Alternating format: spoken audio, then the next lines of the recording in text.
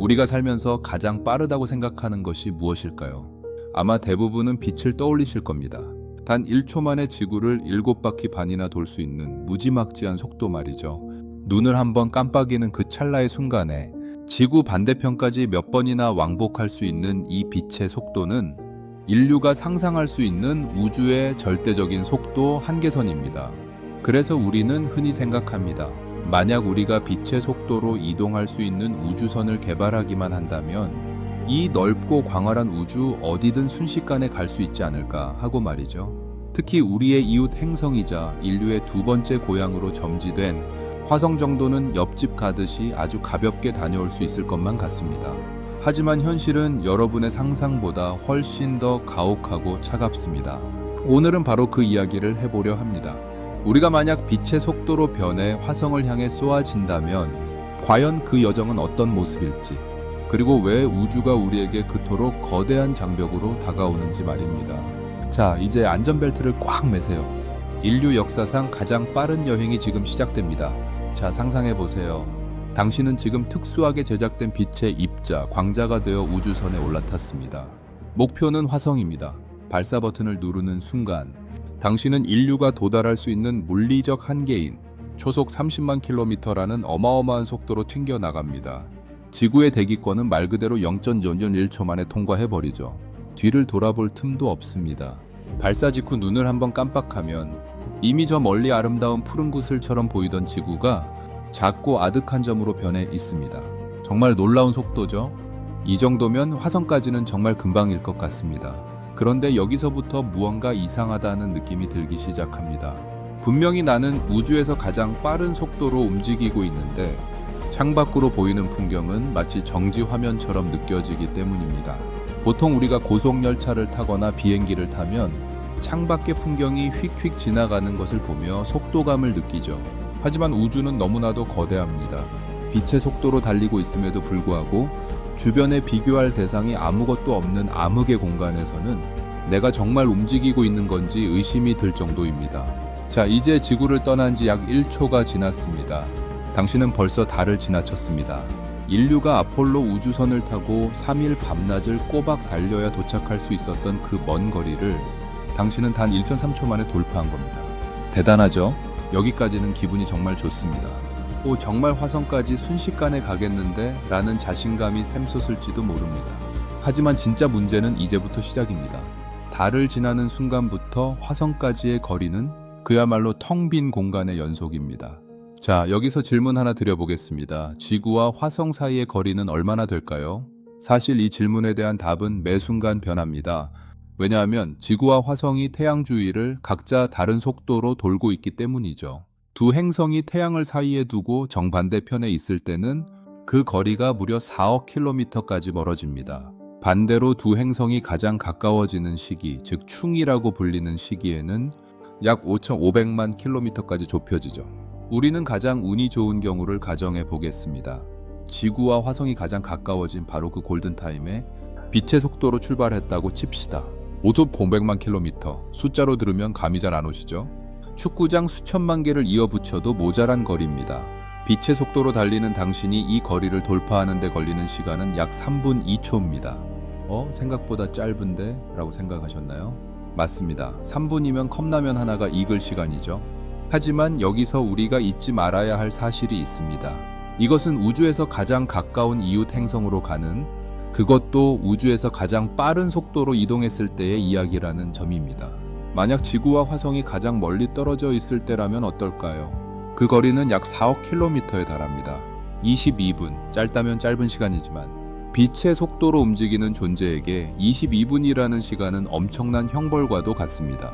지구를 7바퀴 반이나 도는 짓을 수천 번 반복할 수 있는 시간 동안 당신은 그저 암흑 속에서 화성이라는 아주 작은 점이 조금씩 커지는 것만을 바라보고 있어야 합니다. 여기서 정말 소름 돋는 사실은 이 22분이라는 시간이 현재 지구의 과학자들이 화성에 보내놓은 탐사선들과 소통할 때 겪는 실제 지연 시간이라는 점입니다. 화성 탐사선 로버가 절벽 끝에 서 있는 것을 발견하고 지구에서 멈춰 라고 신호를 보내면 그 신호가 빛의 속도로 달려가 화성에 도착하는 데만 22분이 걸립니다. 그리고 로버가 그 신호를 받고 알겠어 멈췄어 라고 대답을 보내면 다시 22분이 걸려 총 44분 후에야 지구에서 결과를 알 수 있게 됩니다.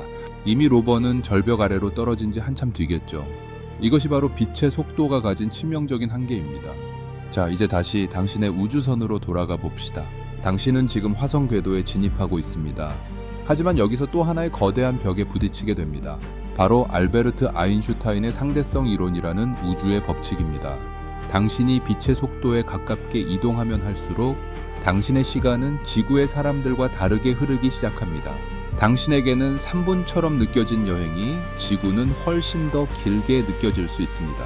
빛의 속도로 직접 이동하는 것은 현대 물리 법칙상 불가능한 일입니다. 질량을 가진 물체에게는 불가능한 일입니다.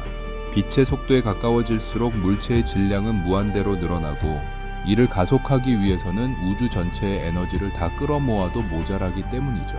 그렇다면 현실적으로 우리가 보낼 수 있는 가장 빠른 무인 탐사선들의 속도는 어떨까요? 인류가 만든 가장 빠른 물체 중 하나인 뉴 호라이즌스호는 시속 약 58,000km로 날아갔습니다. 이 정도 속도면 지구에서 화성까지 가는데 짧게는 6개월에서 길게는 10개월이 걸립니다. 빛의 속도로는 3분이면 갈 거리를 인간의 기술력으로는 거의 1년 가까이 걸려야 갈 수 있다는 겁니다. 좁디 좁은 우주선 안에서 6개월을 버티는 인간의 정신력을 말이죠. 화성은 생각보다 훨씬 더 먼 곳에 있습니다. 우리는 흔히 화성을 지구의 형제 행성이라고 부르지만 그 형제를 만나러 가는 길은 결코 다정하지 않습니다. 빛의 속도로 달리는 광자에게도 화성은 3분이라는 인내의 시간을 요구하는데 우리가 화성에 도달하기 위해 극복해야 할 것은 단순히 연료나 기술의 문제가 아닙니다. 바로 우주라는 거대한 빈 공간이 주는 소외감과 공포, 그리고 빛조차 한계를 느끼게 만드는 그 압도적인 거리감입니다. 만약 당신이 화성에 도착해 지구를 바라본다면 당신은 지금 이 순간에도 빛의 속도로 달려오는 3분 전의 지구 모습을 보고 있는 셈입니다. 우리가 보는 우주는 언제나 과거의 기록일 뿐이죠. 자, 이제 조금 더 깊이 들어가 볼까요? 화성까지 3분이라면 우리 태양계의 다른 곳은 어떨까요? 태양계의 끝자락인 명왕성까지는 빛의 속도로도 무려 5시간 30분을 가야 합니다. 그 광활한 공간을 빛의 속도로 달려야 겨우 우리 태양계를 벗어나는 셈이죠. 우주가 얼마나 넓은지, 그리고 빛이 그 속에서 얼마나 초라해질 수 있는지 느껴지시나요? 여기서 한 가지 더 흥미로운 사실을 말씀드릴게요. 우리가 만약 빛의 속도의 99.9%로 화성에 간다고 가정해 봅시다. 상대성 이론 때문에 당신에게는 3분이 아니라 단 몇 초처럼 느껴질 수도 있습니다. 하지만 당신이 화성에 발을 내딛는 순간 지구에서는 이미 3분 이상의 시간이 흘러가 있습니다. 당신은 미래로 여행을 한 셈이죠. 이처럼 빛의 속도로 이동한다는 것은 공간을 정복하는 것을 넘어 시간의 흐름을 뒤트는 신의 영역에 도전하는 것과 같습니다. 그럼 이제 현실로 돌아와 봅시다. 인류는 지금 빛의 속도의 0.01%도 안 되는 속도로 화성을 향하고 있습니다. 나사에서 계획하는 유인 화성 탐사는 수십 년간 매달려 온 난제 중의 난제입니다. 왜 그럴까요? 빛의 속도라면 3분이면 해결될 그 거리가 인간에게는 7개월이라는 생존의 싸움이 되기 때문입니다. 태양에서 쏟아지는 치명적인 방사선을 7개월 동안 어떻게 막아낼 것인가? 빛은 방사선을 걱정하지 않고 배고픔을 느끼지 않지만 우리는 그렇지 않으니까요. 하지만 이런 거대한 장벽 앞에서도 인류는 단 한 번도 멈춘 적이 없습니다. 1960년대에 달에 발을 내디뎠을 때도 사람들은 불가능하다고 말했습니다. 이제 우리의 시선은 화성을 향하고 있습니다. 비록 빛의 속도로 갈 수는 없지만 우리는 우리만의 속도로 우주를 향해 기어가고 있습니다. 중요한 것은 인류가 그 거리를 좁히기 위해 끊임없이 도전하고 있다는 사실입니다. 화성까지 가는 시간은 우리에게 인내를 가르치고 우리가 도달해야 할 목표가 얼마나 위대한지를 일깨워 줍니다. 자, 다시 질문을 던져봅니다. 만약 여러분에게 빛의 속도로 화성에 다녀올 기회가 주어진다면 가시겠습니까? 단 3분 만에 도착해 인류가 한 번도 직접 보지 못한 붉은 대지를 밟고 다시 3분 만에 지구로 돌아오는 여행 말입니다. 아마 많은 분이 망설임 없이 예스라고 대답하실 겁니다. 하지만 그 3분의 여행 끝에 당신이 마주할 진실은 우리가 사는 지구가 우주라는 거대한 바다 위에 떠있는 얼마나 작고 외로운 섬인가 하는 점일지도 모릅니다. 빛의 속도는 우리에게 속도를 선물하는 것이 아니라 우주의 경이로움에 대한 겸손함을 선물하는 것이 아닐까요? 오늘 우리는 빛의 속도로 화성에 가는 상상을 해보았습니다. 3분이라는 짧은 시간 속에 숨겨진 거리의 무게, 그리고 그 거리를 극복하기 위한 인류의 처절한 노력을 말이죠. 우주는 여전히 우리에게 많은 질문을 던지고 있습니다. 빛의 속도라는 절대적인 한계를 왜 설정해 놓았는지, 그리고 왜 행성 사이의 거리를 이토록 멀게 만들어 놓았는지 말입니다. 어쩌면 그것은 우리가 충분히 성숙해질 때까지 기다리라는 우주의 배려일지도 모릅니다. 우리가 빛의 속도에 연연하지 않고도 서로를 이해하고 지구를 지킬 수 있을 때, 그때 비로소 우주는 우리에게 더 빠른 길을 열어줄지도 모르죠. 이야기를 마무리하며 여러분께 묻고 싶습니다. 여러분 마음속의 화성은 어딘가요? 도달하기 너무 멀어 보이지만 빛의 속도로 달리면 금방 닿을 것 같은 그 꿈 말입니다. 때로는 그 과정이 7개월처럼 길고 고통스러울지라도 결국 우리는 그곳에 도착할 것입니다.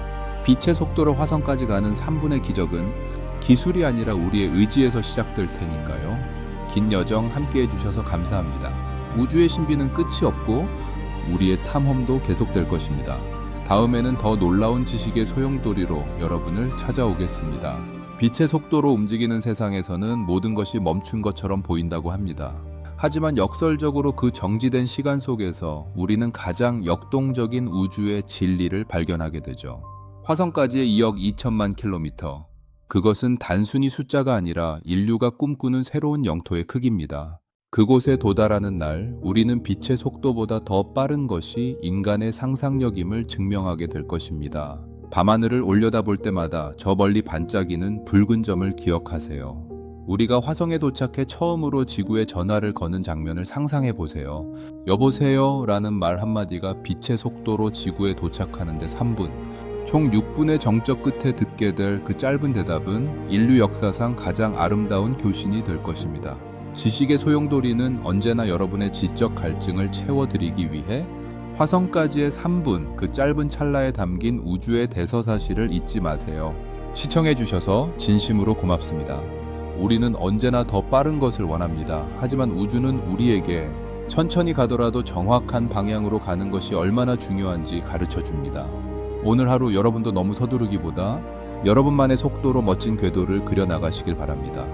여러분의 미래가 화성의 붉은 태양처럼 강렬하게 빛나길 기원하며 여기서 인사드리겠습니다. 안녕히 계세요. 우주의 끝까지 함께 갑시다. 고맙습니다. 블랙아웃.